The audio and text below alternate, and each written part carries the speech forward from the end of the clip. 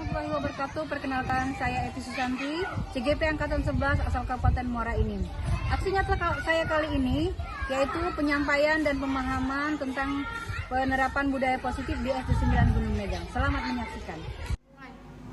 Baiklah, Assalamualaikum warahmatullahi wabarakatuh. Waalaikumsalam warahmatullahi wabarakatuh. Perkenalkan, saya Tina Dilas sebagai moderator pada pagi hari ini. Pada presentasi kali ini yang berjudul menyebarkan pemahaman dan penerapan budaya positif yang akan dibawakan oleh Ibu Evi Susanti SPD. Pada hal ini, yang pertama-tama yaitu sambutan dari Kepala Sekolah SD 9 Gunung Megang yang akan dibawakan oleh sambutan sekaligus pembukaan pada prestasi pada pagi hari ini yang akan disampaikan oleh Bapak Fahri. Padanya kami persilakan.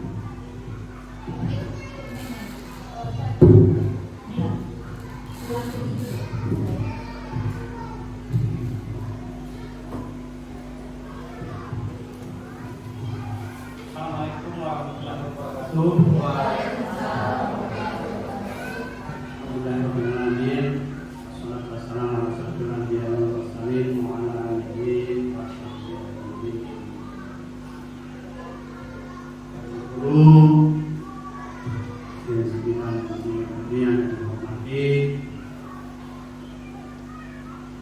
Khusus pemakaran yang menyampaikan presentasi yaitu Ibu Evi Susanti SPD. Sebentar lagi akan kita bersama. Salawat dan salam dari para pimpinan kita dari Muhammad sallallahu alaihi wasallam kepada kepadanya beberapa hal yang perlu saya sampaikan sehubungan dengan pemaparan ataupun presentasi yang saya sampaikan nanti. Kami selaku kepala sekolah nanti akan membuka acara presentasi ini yang kita tahu bahwa judul daripada presentasi ini yaitu budaya positif. Dalam hal ini bagaimana kita ketahui yang namanya budaya positif artinya mengambil yang terbaik, budaya yang terbaik yang akan diterapkan di sekolah dan pada akhirnya itu memang dapat terlaksana. Misal antaranya anak-anak dilatih untuk bersikap sopan dalam arti bisa menghargai satu sama lain, baik itu cara dia bertindak, berbuat maupun cara dia berbicara. Setelah itu banyak hal yang perlu kita kembangkan dalam budaya ini, baik itu saat masuk sekolah pada waktunya yang kebetulan dengan tugas pikir sesuai dengan fungsinya masing-masing, dan setelah saat masuk anak-anak kita biasakan atau dibudayakan. Budaya baik itu misalnya mendengarkan penjelasan guru saat guru menjelaskan pelajaran. Setelah itu juga dibiasakan, bahkan sekarang sudah kita saksikan bersama, anak-anak sudah terbiasa, misalnya bersalaman saat tiba di sekolah di gerbang. Nah itu perlu kita tingkatkan sehingga semakin lama nanti hidupnya dia lebih baik, lebih sopan terhadap orang yang lebih tua, kita sebagai guru. Budaya-budaya yang lain misalnya membawa sampah, berbuatnya biasakan, tidak harus perintah lagi, dia sudah terbiasa, itu namanya budaya. Setelah itu kebiasaan kita ini juga termasuk religius ataupun agama dan ini. Hal-hal yang demikian kita bersama sehingga ke depan akan dia lebih baik. Itu kira-kira yang perlu kami sampaikan dalam pembukaan. Menghargai siapapun. Yang kedua, menjadi pendengar yang baik. Yang ketiga, tepat waktu. 4, berbicara setelah dipersilahkan. Yang kelima, membersihkan kelas sebelum belajar. Artinya kita diwajibkan memiliki ruang kelas yang nyaman, aman, dan bersih ya. Tidak berbicara saat yang lain berbicara. Kemudian 7, kondisi kelas dalam keadaan rapi. Itu bentuk kesepakatan kelas kita hari ini ya. Yang nomor dua itu supaya tambah menjadi pendengar yang baik. Boleh? Nah, lagi kita catat tambah itu. Dan Menjadi pendengar yang menanyakan materi yang belum jelas. dan menanyakan materi yang belum jelas.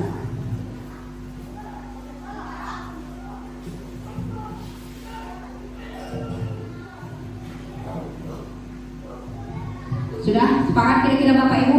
Ada 7 kesepakatan. Sebelum presentasi saya mulai, lanjut Ibu Dila set yang ketiga.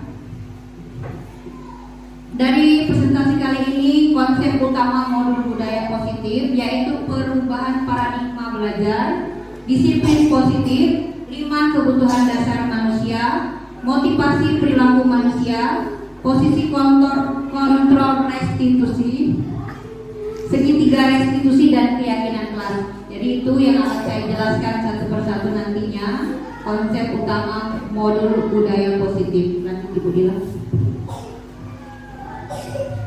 Pembelajaran dengan paradigma baru. Pembelajaran dengan paradigma baru dirancang berdasarkan prinsip pembelajaran yang terdiferensiasi sehingga setiap siswa belajar sesuai dengan kebutuhan dari tahap perkembangannya yang mewujudkan profil belajar Pancasila. Selanjutnya yaitu disiplin positif. Disiplin positif yaitu dalam budaya kita, makna kata disiplin dimaknai menjadi sesuatu yang dilakukan seseorang pada orang lain untuk mendapatkan kepatuhan. Kita cenderung menghubungkan kata disiplin dengan ketidaknyamanan. Kemudian sebagai pendidik, tujuan kita adalah menciptakan anak-anak yang memiliki disiplin diri sehingga mereka bisa berperilaku dengan mengacu pada nilai-nilai kebajikan universal dan memiliki motivasi intrinsik bukan ekstrinsik. Disiplin positif merupakan salah satu cara penerapan disiplin yang bertujuan untuk menumbuhkan kesadaran serta memberdayakan anak untuk melakukan sesuatu tanpa sogokan, ancaman maupun hukuman. Jadi disiplin positif itu artinya kita sebagai pendidik itu tidak lagi menggunakan ancaman, hukuman ataupun sogokan ya terhadap anak-anak kita. Lanjut Ibu Dila. Yang selanjutnya yaitu bertahan hidup. Jadi ada 5 kebutuhan dasar manusia itu yang pertama adalah bertahan hidup. Yang kedua kasih sayang dan rasa diterima. Ketiga penguasaan. Yang keempat kebebasan. Dan yang kelima kesenangan. Jadi ada 5 dasar kebutuhan manusia ya. Satunya bertahan hidup. Kemudian yang kedua kasih sayang dan rasa diterima. 3 penguasaan. 4 kebebasan. Dan 5 kesenangan. Jadi yang pertama kebutuhan dasar adalah bertahan hidup. Jadi manusia itu memiliki kebutuhan untuk bertahan hidup, bukan? Jadi kalau manusia hidup itu untuk makan atau makan untuk hidup? Makan untuk hidup. Makanya disebut dengan kebutuhan dasar. Jadi kalau kita kemudian rasa kasih sayang dan diterima. Jadi setiap anak didik itu dia itu pengen disayang dan diterima di lingkungan kelasnya masing-masing atau di sekolahnya masing-masing. Kemudian penguasaan. Jadi setiap anak pengen dia merasa menguasai atau dia memiliki karakter diri dia sendiri di lingkungannya. Jadi tidak ada tekanan anak itu ya. Jadi dalam pembelajaran anak-anak itu dibebaskan untuk mengeluarkan pendapat, membuat ide yang ada di otaknya. Jadi tanpa harus diarahkan. Jadi anak itu dibuat diberi motivasi supaya dia berkembang sesuai dengan kodratnya. Kemudian yang ketiga kebebasan. Anak-anak tadi kita beri kebebasan dengan cara memotivasi apa yang mereka ingin lakukan. Kemudian anak-anak kita beri kebebasan dalam belajar. Kemudian kita guru hanya menuntun anak-anak ke arah mana perkembangan dirinya. Jadi pada pendidikan sekarang, kalau zaman dulu kita guru itu hanya sebagai penuntut ya. Kita menuntut anak-anak kita untuk bisa membaca, menulis, berhitung, semuanya kita tuntut anak itu harus bisa. Tapi pada paradigma perubahan, kesenangan anak kita beri kesenangan. Jadi anak-anak itu kita beri kesenangan untuk memilih pelajaran apa yang mereka suka, kemudian kegiatan apa yang mereka suka, dengan cara penggalian bakat anak. Kita cari bakat anak masing-masing dari pertama sekolah, sudah kita yang namanya MPLS, kita sudah mencari anak ini kemana arahnya. Jadi anak-anak itu sudah kita lihat. Misalkan kita lihat anak-anak ini sukanya kemana, bukan berarti setiap satu kelas satu guru dia sudah, misalkan ada anak yang suka bermain, ada yang suka belajar, bukan. Jadi satu guru harus mengikuti semua kemauan anak, tidak seperti itu ya. Maksudnya setiap anak itu jadi punya kesenangan masing-masing sesuai kodratnya masing-masing. Jadi ada anak yang lambat, ada anak yang cepat dalam menangkap pelajaran. Kita imbangi. Dengan apa cara kita mengimbangi? Kalau anak-anak itu yang di luar, misalnya di bawah standar rata-rata, kalau misalnya kelas 1 itu biasanya anak sudah mengenal huruf, terus ada sebagian anak-anak itu yang belum sama sekali. Bagaimana cara kita menumbuhkan rasa senang anak tadi supaya jangan minder, supaya dia jangan merasa kecil hati? Dengan cara kita dekati anak yang terbelakang tadi, dengan cara perlahan-lahan kita mendekati supaya dia merasa senang dalam belajar dan tidak merasa tertekan. Lanjut, Budila. Motivasi perilaku manusia. Motivasi merupakan dorongan yang timbul pada diri seseorang secara sadar atau tidak sadar untuk melakukan suatu tindakan dengan tujuan tertentu. Jadi perilaku manusia itu ada yang disadari dan ada yang tidak disadari ya, untuk mencapai suatu tujuan tertentu. Jadi anak murid itu ada yang nakal, dia nakal itu punya tujuan, ada sebab dan akibat ya. Jadi kita sebagai guru hanya memotivasi kalau budak ini nakal, misalnya kira-kira apa motivasi dia supaya dia berubah tidak nakal lagi. Karena anak nakal itu ada dorongan, ada tujuannya kenapa dia berbuat seperti itu.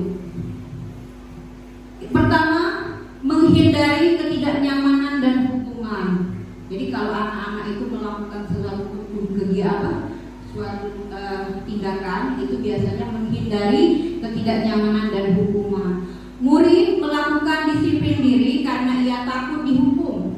Ini merupakan motivasi intrinsik dari luar, bukan kesadaran. Jadi murid itu melakukan disiplin ada, misalnya murid itu kalau ada guru, mereka mengikuti semua perintah guru. Tapi kalau gurunya tidak kapir, dari setiap guru, kalau guru tidak ada, dia melakukan kesalahan karena kesadaran yang dia miliki bukan dari dasar dirinya ya, karena hanya peraturan, takut dengan hukuman. Kemudian mendapatkan imbalan atau penghargaan dari orang lain. Biasanya murid melakukan disiplin diri karena ia ingin mendapatkan imbalan. Ini merupakan motivasi ekstrinsik juga dari luar, bukan dari kesadaran diri dia. Jadi anak itu berlomba-lomba bisa melakukan disiplin, tidak melakukan pelanggar supaya guru tadi menjanjikan imbalan. Jadi anak pura-pura disiplin ya. Kemudian menghargai nilai-nilai kebajikan diri sendiri. Murid melakukan, misalnya murid itu kalau ada guru, mereka mengikuti semua perintah guru. Tapi kalau gurunya tidak kapir, dari setiap guru, kalau guru tidak ada, dia melakukan kesalahan karena kesadaran yang dia miliki bukan dari dasar dirinya ya, karena hanya peraturan, takut dengan hukuman. Kemudian mendapatkan imbalan atau penghargaan dari orang lain. Biasanya murid melakukan disiplin diri karena ia ingin mendapatkan imbalan. Ini merupakan motivasi ekstrinsik juga dari luar, bukan dari kesadaran diri dia. Jadi anak itu berlomba-lomba bisa melakukan disiplin, tidak melakukan pelanggar supaya guru tadi menjanjikan imbalan. Jadi anak pura-pura disiplin ya. Kemudian menghargai nilai-nilai kebajikan diri sendiri. Murid melakukan disiplin diri karena sadar akan nilai kebajikan dirinya. Ini merupakan motivasi intrinsik dari dalam dirinya. Konsep disiplin dengan identitas gagal. Jadi konsep disiplin, kalau kita sebagai guru untuk mendisiplinkan anak itu ada yang gagal dan ada yang sukses ya. Bagaimana kalau kita gagal dengan cara memberi anak hukuman menyakitkan? Kan kalau anak itu, kalau kita sering, Bapak Ibu, kalau kita sebagai guru tidak mungkin kita tidak salah ya. Jadi kalau kita guru tidak mungkin kita tidak pernah menghukum anak, ya kan?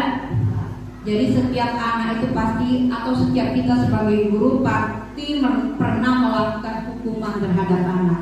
Tapi yakinlah bahwa hukuman itu bisa kita rubah. Hukuman itu bentuknya menyakitkan, tidak nyaman, murid takut, memaksa, murid menyembunyikan kesalahan, murid menjadi rendah hati. Kalau kita memberikan hukuman, contohnya anak tadi nakal, terus kita beri hukuman. Ternyata yang nakal tadi dia hanya membalas temannya. Padahal di hatinya dia tidak ingin melakukan kesalahan. Jadi kita langsung memberi anak hukuman itu bisa membuat anak rendah hati, kemudian menyembunyikan kesalahan, yaitu bisa berbohong. Kemudian penghargaan tidak efektif, merusak hubungan atau sifat iri, mematikan kreativitas, menghukum dengan sistem ranking, merampas hak menghargai dirinya. Jadi konsep disiplin dengan identitas gagal itu hukuman dan penghargaan sama-sama gagal. Jadi kita sebagai guru kalau bisa hindari hukuman dan penghargaan. Misalnya nak, kalau kamu baca ngaca, agak ibu beli ke buku siko misalnya. Itu bentuk penghargaan, tidak boleh. Karena apa? Yang lain nanti merasa iri, kemudian menimbulkan rasa iri, mematikan kreativitas. Jadi kalau anak yang nggak bisa tadi, yang tidak bisa merasa gagal, dia merasa lemah. Jadi konsep disiplin tadi ada dua, hukuman dan penghargaan sama-sama tidak efektif bagi kita sebagai guru. Lanjut Ibu Dila. Kemudian yang ini adalah konsep disiplin dengan identitas sukses. Konsekuensi. Jadi hukuman tadi kita ganti dengan konsekuensi. Penguatan jangka pendek perlu monitoring berkelanjutan, stimulus atau respon, murid menghormati peraturan, kehilangan waktu untuk merenungi kesalahannya. Jadi dari konsekuensi, jadi kalau anak tadi melakukan kesalahan melalui kesepakatan kelas tadi. Jadi kalau kita disuruh sebelum belajar waktu 5 menit kita buat kesepakatan kelas. Jadi anak-anak tadi kita suruh berpatokan dengan kesepakatan kelas. Jadi kalau dia melanggar peraturan kesepakatan kelas tadi, kita beri konsekuensi. Jadi apa yang kamu buat nak? Kamu yang membuat kesepakatan kelas. Tadi sudah sepakati kan?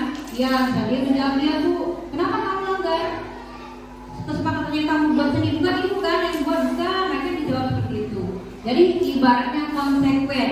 Dia berani mempertanggungjawabkan setiap perbuatan, menyelesaikan masalahnya ya. Guru terbuka dan siswa menghormati dirinya dan orang lain. Jadi kalau melalui restitusi, misalnya anak itu melakukan kesalahan, maka anak dipanggil. Yang pertama itu kita menanyakan keyakinan. Menanyakan keyakinan itu seperti apa? Misalkan kita tanyakan, nak, kenapa kamu tidak mengerjakan PR? Pasti kan ada jawaban dari anak-anak. Ibu, aku siangan misalnya. Loh, kan itu PR, harusnya kamu kumpul hari ini. Atau seperti itu ya. Nanti dijawab sama anak mungkin. Kamu tahu kan kalau kamu nggak kerjakan PR itu apa konsekuensinya? Sedangkan kawan-kawan kamu mengerjakan semuanya. Jadi ada jawaban dari anaknya. Itu. Kemudian ada 3 restitusi itu ada 3. Yang satu menanyakan keyakinan, kedua validasi tindakan yang salah.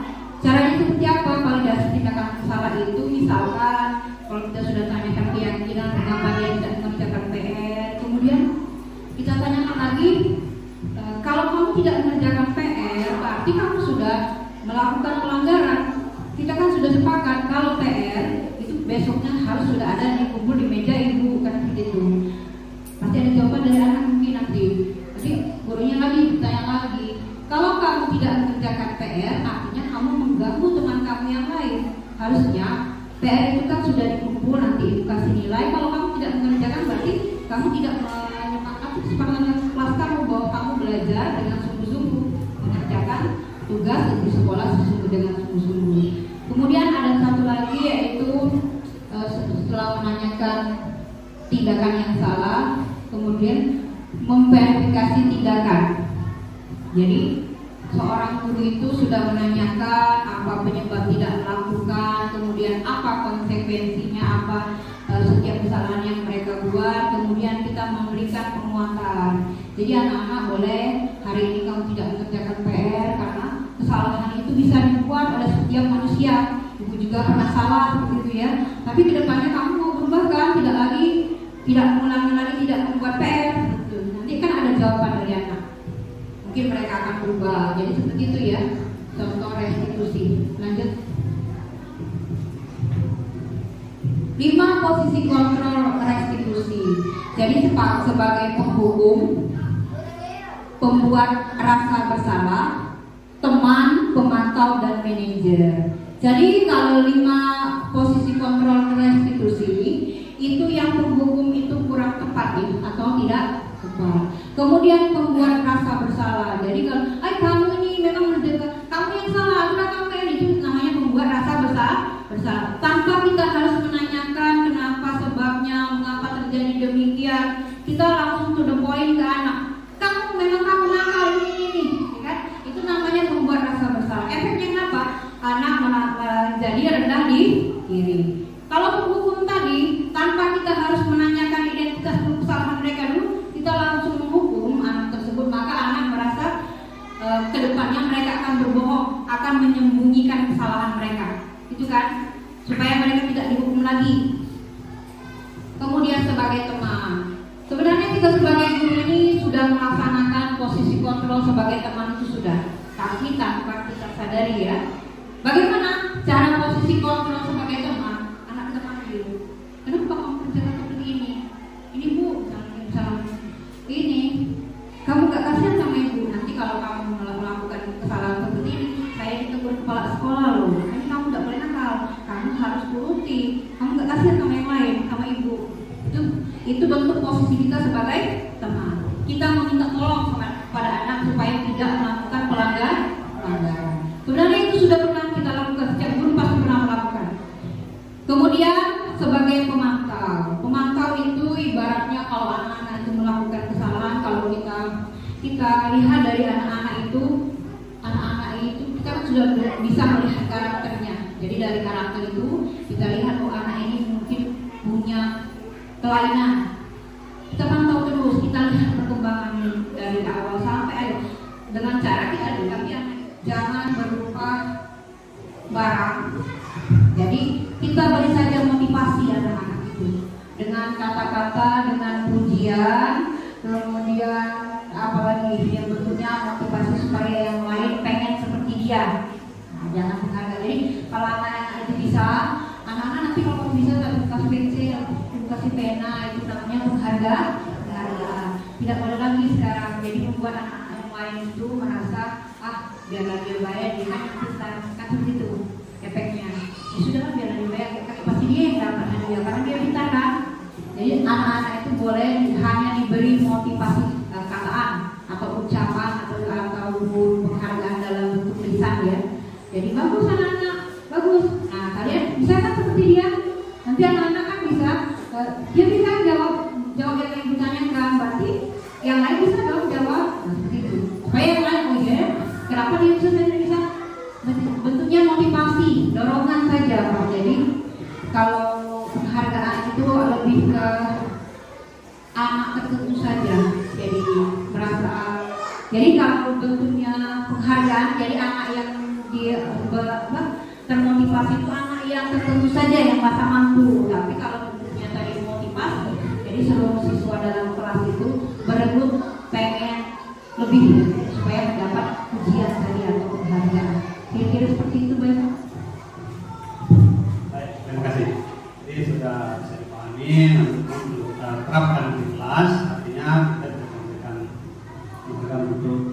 tadi atau barang yang lain, tapi kita memberikan hujan supaya pasti pengamatan. Dan juga kami katakan juga tambahan pada anak-anak yang kurang ataupun katakanlah tindak yang tidak sesuai dengan yang kita kendaki, kita juga tidak boleh selalu memvonis sama itu. Jadi selalu kita bimbing, kita dekati. Jangan kita buat sebagai contoh, banyak saya punya pengakalnya, nah ini perlu kita bersama, kita tambahan masukan itu sehingga anak ini tidak merasa terkucilkan. Kalau selalu divonis, dia merasa terkucilkan, bahkan dia karena mungkin nanti menyendiri, tidak bisa belajar media lebih. Jadi kita harus rangkul secara bersama seluruh anak-anak itu, baik itu yang dia nakal menurut pandang kita, tapi barangkali menurut pandang dia nakal. Nah, tapi bagaimana bisa kita sehingga dia juga merasa percaya diri dalam mengikuti. Saya kira-kira tambahan kami sudah kami tetap lebih dalam penyampaian materi itu sendiri budaya positif tadi sudah kita beri nilai A+. Tangan dulu kok.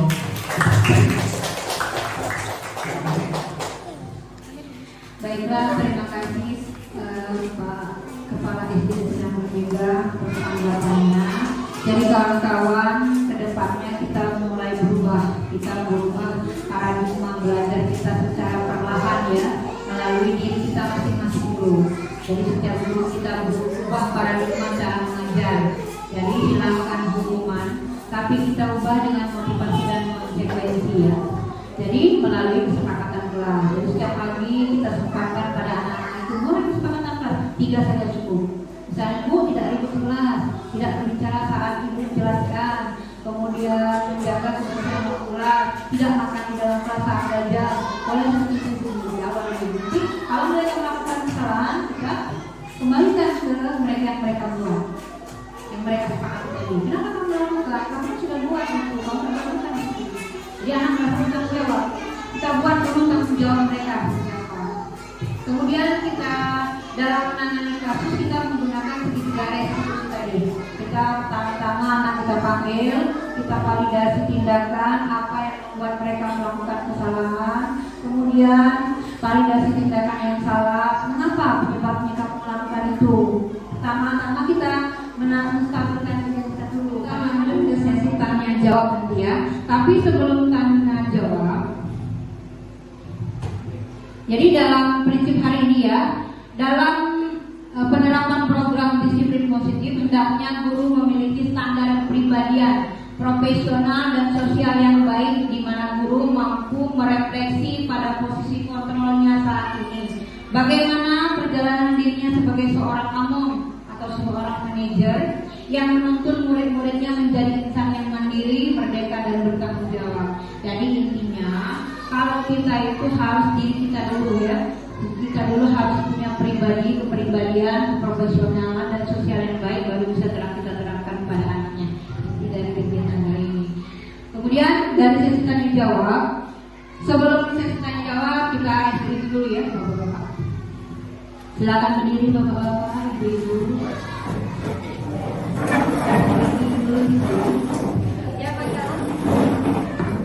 Ya. Kalau bilang saya bilang satu, tepuk pundak bahukan sini. Kalau satu, ya. Kalau dua, asik-asik. 3, iya, ya.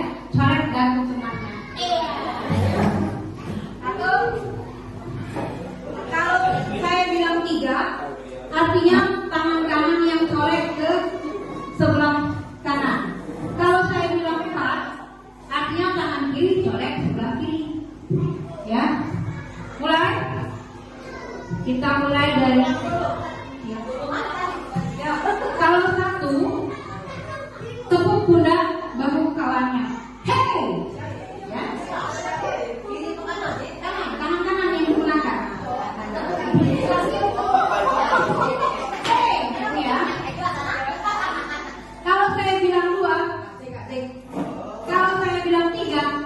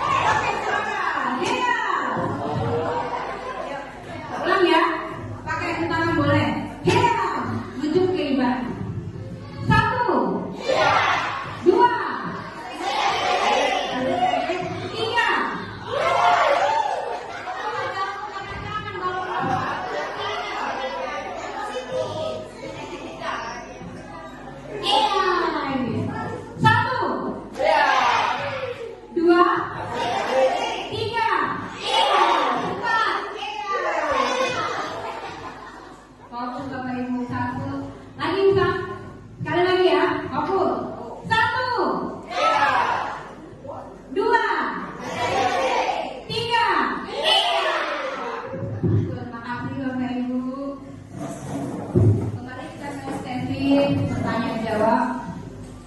Di sesi tanya jawab ini boleh Bapak Ibu yang menanyakan atau memberi kritik dan saran, kami persilakan waktunya. Oke, baiklah. Di sini saya mungkin agak bingung atau tidak satu pendapat gitu ya di bagian slide ke. Nah, bagian ini, bagian hukuman, penghargaan, setelah itu konsekuensi dan restitusi. Karena menurut saya, hukuman dan konsekuensi itu hanya beda kata. Hukuman itu menyakiti, tidak nyaman, murid takut dan memaksa. Tetapi kembali lagi ke konsekuensi, itu hampir sama, tapi tidak ada solusi menurut saya dari bagian hukuman, penghargaan, setelah itu konsekuensi dan restitusi.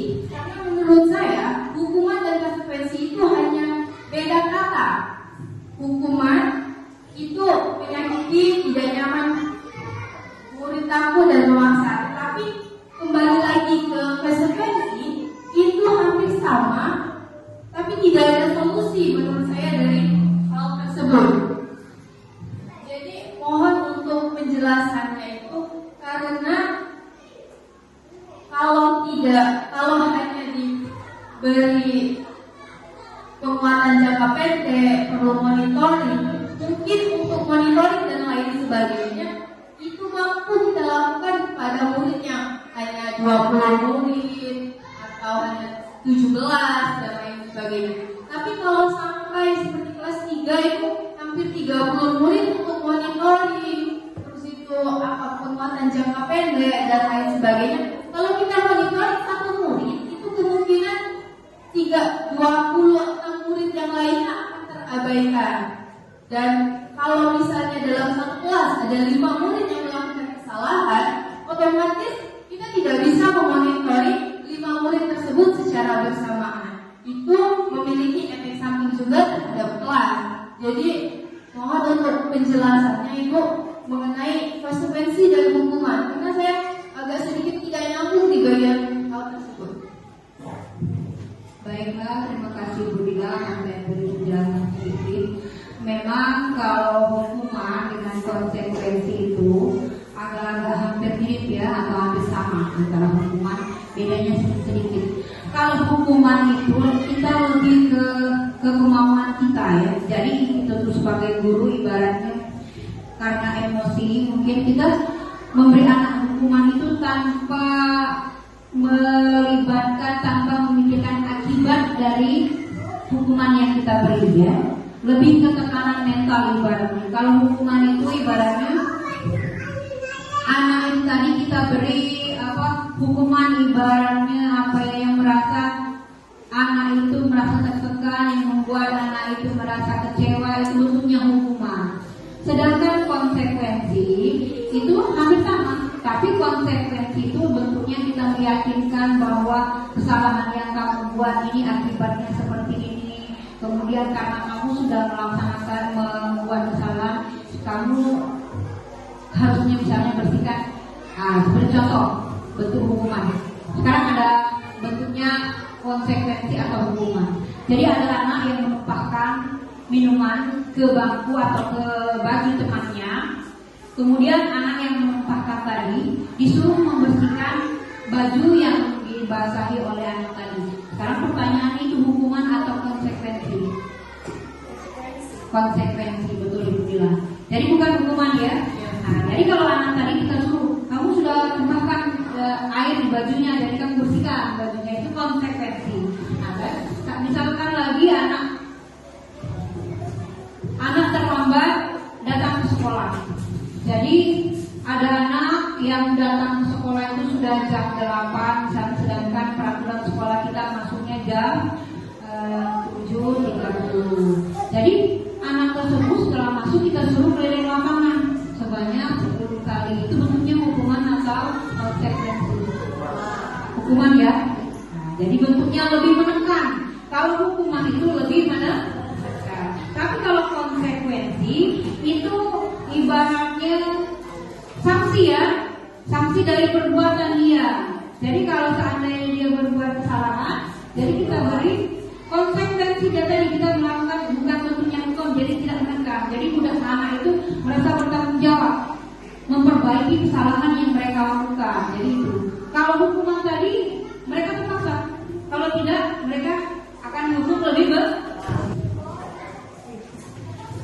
Baik, terima kasih. Kami lanjutkan jalan yang telah disampaikan oleh Ibu Bina tadi.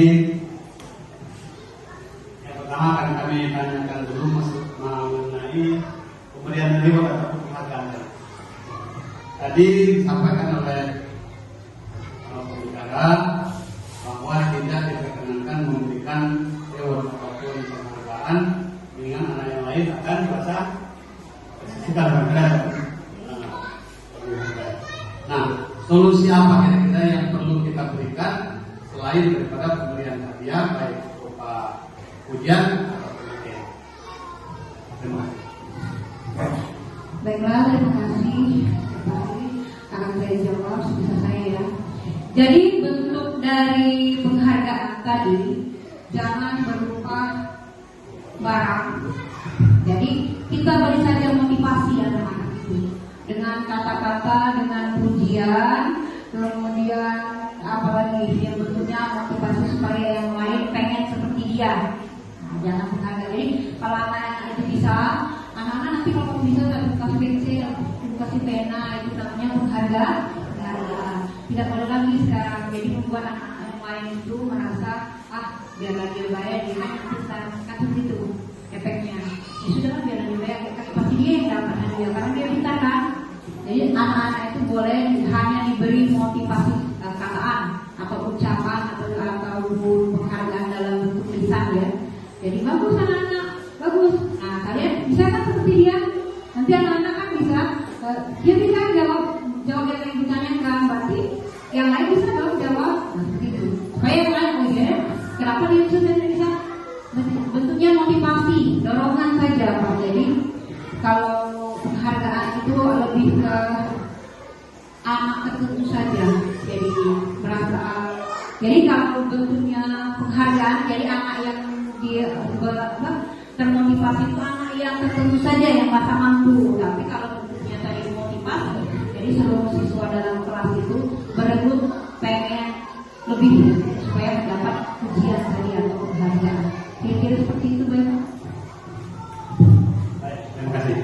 Jadi sudah bisa dipahami, nanti kita terapkan di kelas, artinya kita tidak memberikan bentuk materi atau barang yang lain, tapi kita memberikan pujian kepada yang pasti dan juga kami katakan juga tambahan pada anak-anak yang kurang ataupun katakanlah yang tidak sesuai dengan yang kita kenali, kita juga tidak boleh selalu memvonis. Jadi selalu kita bimbing, kita dekati. Jangan kita buat sebagai contoh. Banyak saya itu penampilannya. Nah, ini perlu kita bersama, kita tambahkan masukan itu sehingga anak ini tidak merasa terkucilkan. Kalau selalu divonis, dia merasa terkucilkan, bahkan dia karena mungkin nanti menyendiri. Bisa belajar beda lebih teman. Jadi kita harus rangkul secara bersama seluruh anak-anak itu, baik itu yang dia nakal menurut pandang kita, tapi barangkali menurut pandang dia nakal. Nah, tapi bagaimana bisa kita sehingga dia juga merasa percaya diri dalam hidup kita. Saya kira menurut pandang kami sudah kami tetap dalam penyampaian materi dari budaya positif tadi sudah kita beri nilai A+. Tangan dulu.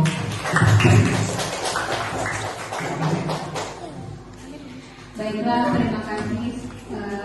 Baiklah, demikian tadi presentasi kita dari Ibu Evi Susanti.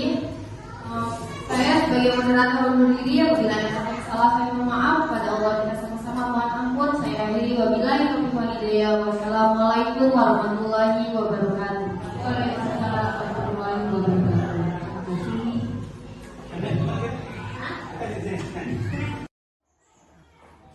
Oke. Jadi setelah kami amati dari penjelasan masalah presentasi budaya positif tentang sekolah tadi sudah sangat memuaskan. Untuk itu bisa kira-kira diterapkan di saat belajar nanti. Materi sudah secara runtut, sedikit ada terlalu kecepatan. Tapi ke depan barangkali lebih baik. Jadi sudah sama saya akan datang. Terima kasih, itu saja tanggapan dari kami. Warahmatullahi wabarakatuh.